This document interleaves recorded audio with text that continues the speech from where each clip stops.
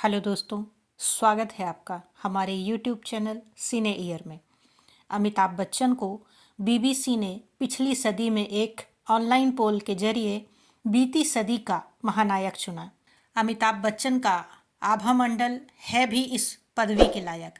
ये और बात है कि इस तमगे को लेकर वह खुद गाहे बगाहे चुटकी जरूर लेते रहते हैं। 21वीं सदी के अमिताभ ज़्यादा परिपक्व, संतुलित प्रतिक्रिया देने वाले और अपने मिलने वालों को छोटी छोटी चीज़ों से खुश करने वाले बिग बी हैं। लेकिन बुरा वक्त कब आ जाए ये कोई नहीं जानता, और वक्त कब मेहरबा हो जाए इसकी भी खबर कहाँ किसी को रहती है। ऐसे ही एक बुरे दौर से गुजरे हैं बिग बी। बॉलीवुड के महानायक अमिताभ बच्चन एक समय पर करोड़ों रुपए के कर्जदार हो गए थे। बात 1996 की है, जब उनकी फिल्म प्रोडक्शन कंपनी ने फिल्म मृत्युदाता बनाई। इस फिल्म में प्राण, करिश्मा कपूर, परेश रावल और डिम्पल कपाड़िया जैसे दिग्गज कलाकारों ने काम किया। अमिताभ खुद लीड रोल में दिखे। हालांकि यह फिल्म बुरी तरह फ्लॉप रही और कंपनी घाटे में चली गई। अमिताभ को कास्ट के पैसे चुकाने के लाले पड़ गए। अपनी दमदार पर्सनैलिटी और शानदार एक्टिंग से लोगों का दिल जीतने वाले अमिताभ एक समय पर कर्ज चुकाने के डर से घर से बाहर नहीं निकल पाते थे। बिग बी अपनी एबीसीएल कंपनी के कारण काफ़ी परेशानियों से गुजरे थे। बिग बी को काफ़ी मुसीबतों का सामना करना पड़ा था 1996 के दौर में। लेकिन 1990 के दशक में उनके करियर में कई उतार चढ़ाव आए, जिसका असर उनकी सेहत पर भी पड़ने लगा था। इस दौरान बच्चन की कई फिल्में फ्लॉप रहीं, जिसके कारण लोगों ने कहना शुरू कर दिया था कि उनका करियर ख़त्म हो चुका है। उसमें से मृत्युदाता भी है, जो उनके करियर के लिए एक बहुत बड़ा झटका थी। फिल्म रिलीज़ के बाद डिम्पल कपाड़िया बार बार बिग बी को पैसे के लिए फ़ोन करती थी। कई बार तो उन्होंने अपने सेक्रेटरी को अमिताभ के बंगले पर भी भेज दिया। मृत्युदाता से पहले अमिताभ डिम्पल संग अजूबा और बंटवारा में काम कर चुके थे। हालांकि इस घटना के बाद भी पब्लिकली दोनों सितारे एक दूसरे को इग्नोर नहीं करते थे। मृत्युदाता के बाद साल 2004 में हम कौन है में अमिताभ डिम्पल ने साथ में काम किया। पिछले ही साल ब्रह्मास्त्र में दोनों सितारों ने एक साथ काम किया। फिल्म मृत्युदाता बॉक्स ऑफिस पर फ्लॉप हुई। फिल्म को सिर्फ समय की वजह से नुकसान नहीं हुआ, गुणवत्ता के मामले में भी यह औसत दर्जे से कम थी। इतना कि जया बच्चन भी फिल्म की स्क्रीनिंग से बाहर चली गईं।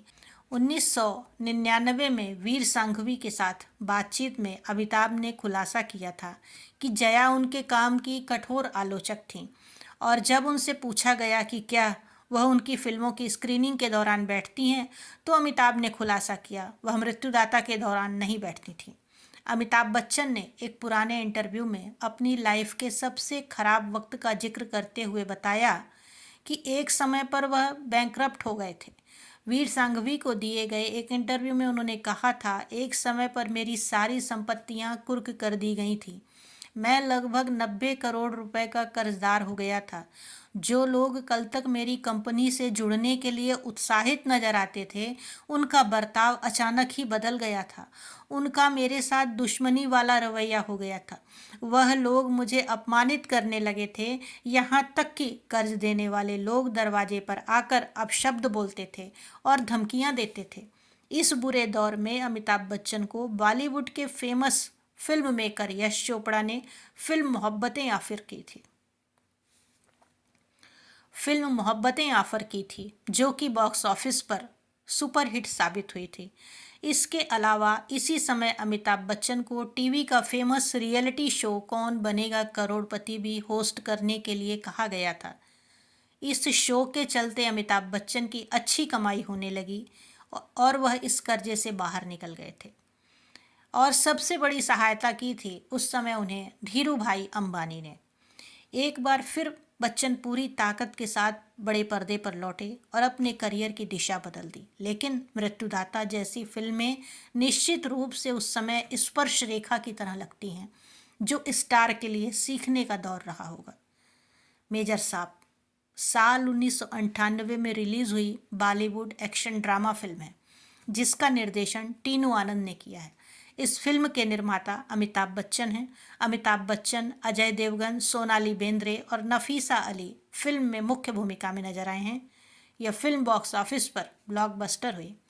अजय देवगन कहते हैं, ऐसा लगता है कि हमारा काम मुश्किल है और अब आसान भी।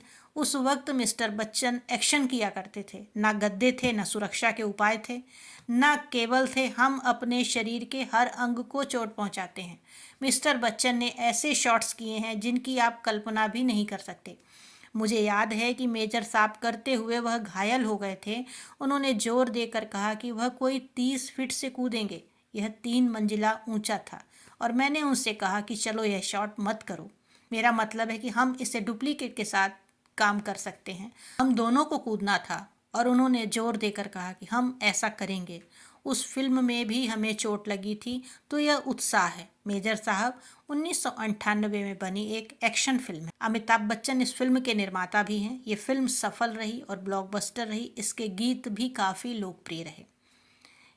1998 में ही आई फिल्म बड़े मियाँ छोटे मियाँ एक एक्शन कॉमेडी फिल्म है। वाशु भगनानी की पूजा एंटरटेनमेंट द्वारा निर्मित इस फिल्म में गोविंदा और अमिताभ बच्चन ने एक पुलिस अधिकारी और एक चोर के रूप में दोहरी भूमिकाएं निभाई हैं, जबकि रवीना टंडन, रामैया कृष्णन, अनुपम खेर, परेश रावल, शरद सक्सेना और जैसे कलाकार भी हैं। सतीश कौशिक एक विशेष उपस्थिति में माधुरी दीक्षित के साथ आए। रुपए 8-9 करोड़ के बजट में बनने वाली बड़े मियाँ छोटे मियाँ को 16 अक्टूबर 1998 को दुनिया भर में नाटकीय रूप से रिलीज किया गया था और करण जौहर की कुछ कुछ होता है के साथ टकराव के बावजूद रुपए 35.21 करोड़ के कुल संग्रह के साथ एक बड़ी व्यावसायिक सफलता के रूप में उभरी। यह फिल्म, जिसमें अनुपम खेर भी शामिल हैं, एक महत्वपूर्ण भूमिका में, साथ ही है 1998 की सबसे अधिक कमाई करने वाली हिंदी फिल्मों में से एक थी। यह रामोजी फिल्म सिटी में शूट होने वाली पहली हिंदी फिल्म थी। फिल्म बहुत ही मज़ेदार और हास्य से भरपूर है। अमिताभ बच्चन और गोविंदा बिल्कुल प्रफुल्लित करने वाले हैं। अभिनय बहुत ही अच्छा है, कॉमेडी बेहद शानदार है और कुल मिला के यह एक हास्य से भरपूर मनोरंजक फिल्म है। तो दोस्तों, इसी के साथ लेते हैं आपसे विदा। मिलते हैं जल्दी ही नेक्स्ट वीडियो में। अगर आपको हमारे वीडियो अच्छे लगते हों तो चैनल को सब्सक्राइब अवश्य करें। Good bye.